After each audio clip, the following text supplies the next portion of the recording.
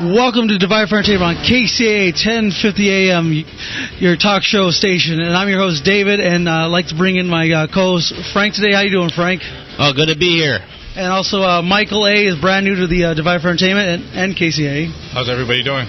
All right, good. And today we are talking about the situations with the QE2 and QE3, but we're also here to let you know what's going on in the world with this global corruption of economy.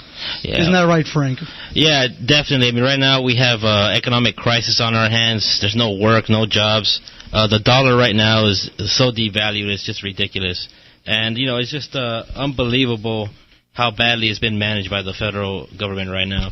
Right now we have $600 billion quantitative easing 2. We already had 1. I'm sure you know the bailouts, QE1. A $600 billion bailout that has been implemented at $75 billion per month until June 2011. It's just unbelievable. We just keep printing money like crazy. We're devaluing our dollar right now, and it's just insane. Right now, every American in California owes $10,000 each, man, woman, or child. $10,000 each. Just think about that for a second. Now, Frank, before I get on this, I want to get the phone number up here. It's 1-888-909-1050, and on the internet we are via stickcam.com. Also, we're on KCARadio.com. If you have a mobile smartphone, KCAExpress.com. Okay, we have topics about what's going on with the economy and it's collapsing, and our opinions with Mike and Frank here. What you were saying about how many trillions again? Right now, we owe total national debt right now to other countries. We're going to reach $16 trillion. $16 trillion, and that's with the Treasury, correct? With the China. That's with China and multiple other countries, especially China. They hold a majority of our debt right now. They hold about $755 billion worth of U.S. debt, over $1 trillion in U.S. Treasury bonds, which are short-term, and in U.S. companies. It's just unbelievable how badly this is all being managed by the Federal Reserve, which isn't even part of the federal government. It's just unbelievable. People should be outraged. I'm outraged. I'm definitely outraged. I'm outraged. A lot of people are unemployed right now. There's no jobs.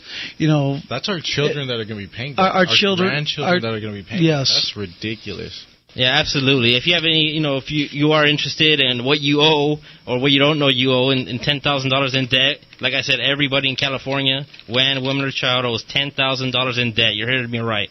I kid you not. You can look it up yourselves on usdebtclock.org. Yeah, usdebtclock.org. And also, Frank, you were looking at the dollar. You thought this was what was it again? A treasury note, or what did you say it was earlier? It's a promissory note. A promissory note, but yet, if you read on the dollar, if no one does read the dollar, you want to read the dollar right there?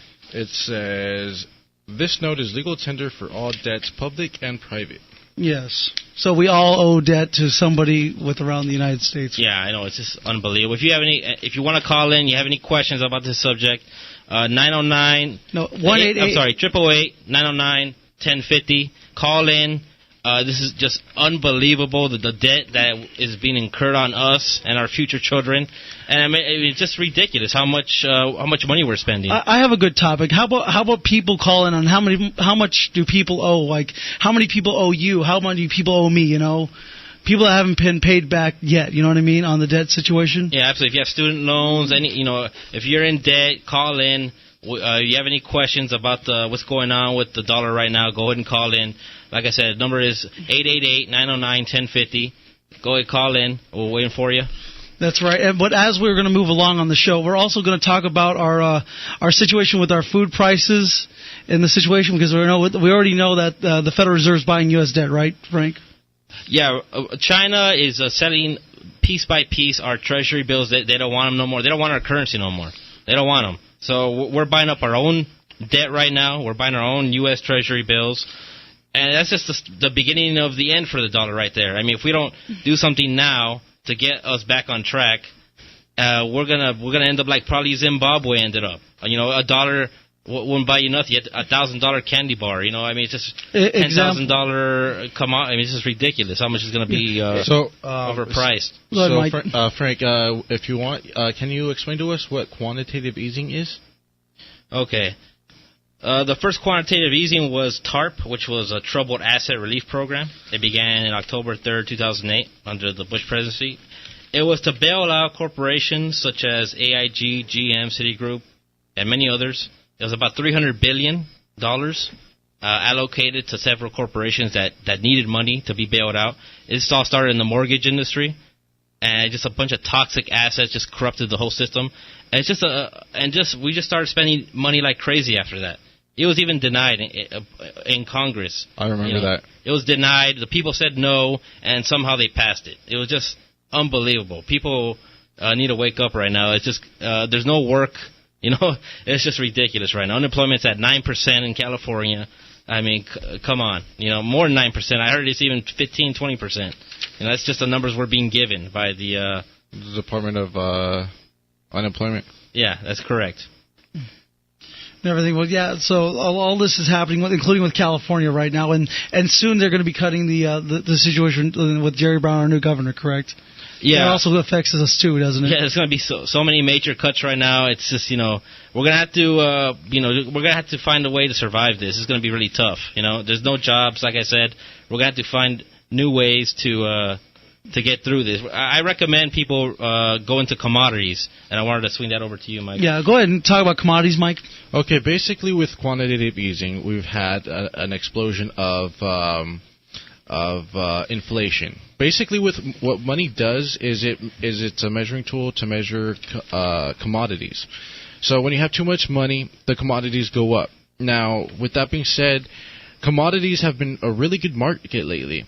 For example, gold is at $1,300 per ounce, silver is $27 per ounce, and crude oil is $97 per barrel. Now, that's all good and fine, but see, let's say the dollar completely tanks. What do we do from there on? The best thing to safeguard your investments is because a lot of people have been buying gold, a lot of people have been buying silver. The best thing to do to safeguard your investments is through local currencies. If we could form them, we should be forming them at the moment. I mean, right now it's the best time to do that. So, any thoughts on what I'm saying? Yeah, I definitely like commodities. I mean, I'm definitely into silver and gold. A really good market. Yes, they are. It's a really good safe market yeah. if you really want to invest there. I mean, because you have real money right there, real assets you could use just in case things don't work out. Now, Mike was talking about this other way of currency. Well, a local currency. A local currency. Think about everybody's been buying commodities. Everybody's been buying gold, silver, and think about a local currency as an insurance policy to make sure that your commodities that you've been purchasing maintain some kind of value in case the dollar tanks. If the dollar tanks, then how are you going to measure the value of your commodity? We use money to measure the values of our commodity. So that's the best way that we can insure our investments. Okay, by the way, if anyone wants to call in on this, is 1-888-909-1050 for the number. You're listening to Divide for Entertainment on KCAA 1050 AM. This is the first show episode of Divide for Entertainment. We're talking about the QE2, our commodities, and the dollar dropping.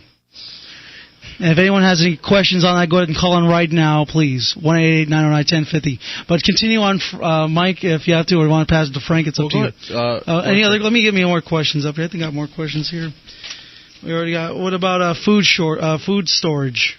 Food storage is basically you store food. It's the same thing. It's the same principle as buying commodities. You're buying gold, you're buying silver. Well, in some cases you might want to stock up on extra food, but that's for just to be prepared for economic fallout. But if we prepare ourselves properly with local currencies, then this is not going to be necessary. Yeah, the local currency that I'm really into is the Berkshire, I believe. Right? Yeah, the Berkshire. That's in Massachusetts, and it's a great local currency. I mean, when we talk about local currency, we mean like you actually taking control of taking responsibility of what's going on locally. We get our local currency going. We talk to businesses, local communities. We can get something going, and we protect ourselves that way. But here's my question. Okay, let's say I have no money. I'm broke, and I don't have a business. Okay, and let's say I have $50 in my pocket. How's this Berkshire going to help me? Well, right now the Berkshire is at a discount of 5%. So $95 US trades at 100 Berkshires. Okay. So you're actually getting a discount. You're getting more for your money right there. So that dollar that Mike has in his hand right here, this dollar is worth $1.25 in a Berkshire. Okay. No, $1.05 in Berkshire. Okay. And you think that everyone in the state, in the United States plus state of California, should try to change this? Well, I do think that. Okay, this is how it could work.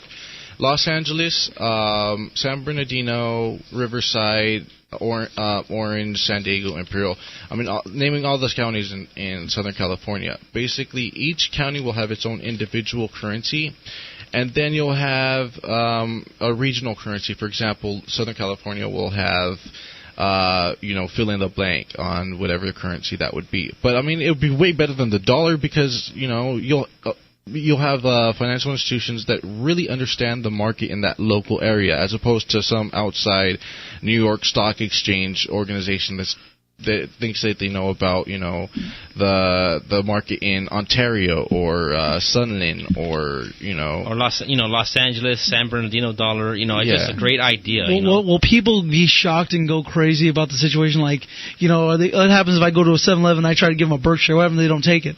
No, the Berkshire's for Massachusetts. Yeah, I'm just saying example like that. Not saying it's going to be like, let's say the San Bernardino Leaf, right? Yeah, like a San Bernardino Leaf. They'll be able to take it anywhere and exchange anywhere. Most people will participate. Basically, what this does is it helps. It's a money trap. It helps us keep all the money within the local area.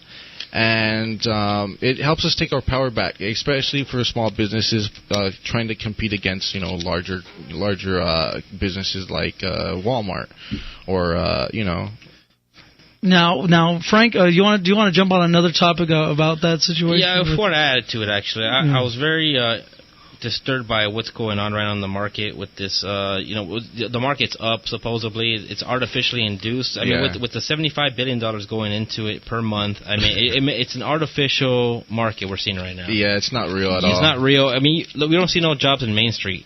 So all the money's going to these big giant corporations, these mega banks, and they're hoarding the money, and no one knows where they're going. When they questioned Ben Bernanke on what was going on with the money.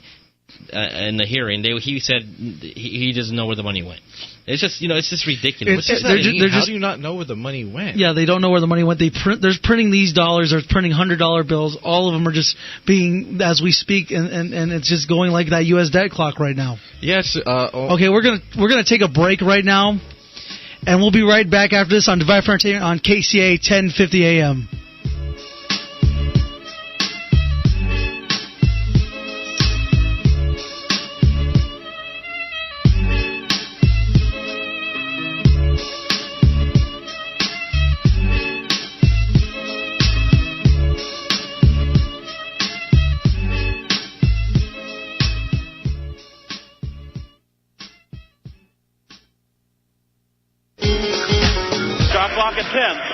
Jefferson.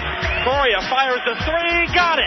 KCAA, the Inland Talk Express, presents Cal State San Bernardino basketball. This Friday night, January 28th at 7:30, the Coyotes battle San Francisco State. Live from Main Gymnasium in San Francisco. I'm Mitch McClellan. Join Brett Malik and me as the Coyotes beat the Gators in a CCAA conference game. Cal State San Bernardino basketball broadcasts are brought to you by Stater Brothers, Hilton Garden Inn, Office Max, Anheuser-Busch, Baker's Drive-Thru Restaurants, Breakmasters, Days Inn San Bernardino, Costco in Fontana, and the Coyote Athletic Advancement Council. That's Cal State San Bernardino basketball action this Friday night at 7:30. Live from San Francisco on your home for Coyote basketball, KCAA 1050 AM, the Inland Talk Express. If you missed the AM 1050 KCAA morning show, then you missed this. Per usual, top of the morning to you, Ms. Bringer, who is energized like the Energized Bunny due to her energizing Diet Coke. Yes, which is horribly unhealthy. I feel like the chain smoker telling people not to smoke because I'm drinking the Diet Coke. I know, it's terrible for me, but I'm addicted. Are we going to have to do an intervention on you? Yeah, I think you might. John and I will sit there and say, okay, we're going to say what we're going to say, then we're done.